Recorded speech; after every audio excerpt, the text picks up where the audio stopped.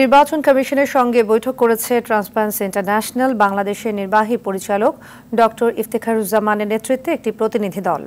বৈঠকে প্রধান নির্বাচন কমিশনার কাজী হাবিবুল আউয়াল সহ 4 কমিশনার উপস্থিত ছিলেন।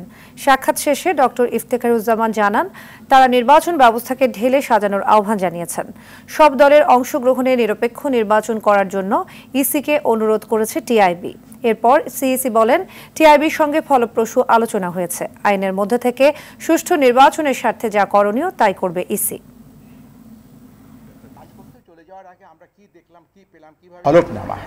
হলফনামায় কে কি সম্পত্তির বিবরণ দিল সেটা আমাদের কাছে থাকবে, আমাদের তথ্য ভাণ্ডারে থাকবে।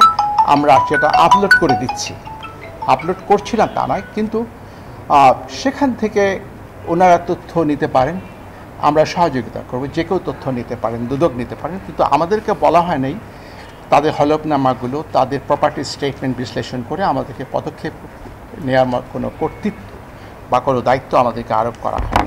জাতীয় রাজস্ব বোর্ড, দুর্নীতি কমিশন, নির্বাচন কমিশন, এই ধরনের সংস্থাগুলো, তাদের জন্য আমরা এক ধরনের গোল্ড মাইন বের করে দিয়েছি, যার ইচ্ছা করলে কিন্তু জবাবদিহিতা নিশ্চিতের একটা সুযোগ সম্ভাবনা তৈরি হয়। নির্বাচনী ব্যবস্থা যেটি আছে সেটি আমাদের 53 বছর স্বাধীনতার পর আমরা সুপারিশ করেছি, এটাকে পরিবর্তনের বা নতুন করে ঢেলে সাজানোর দরকার।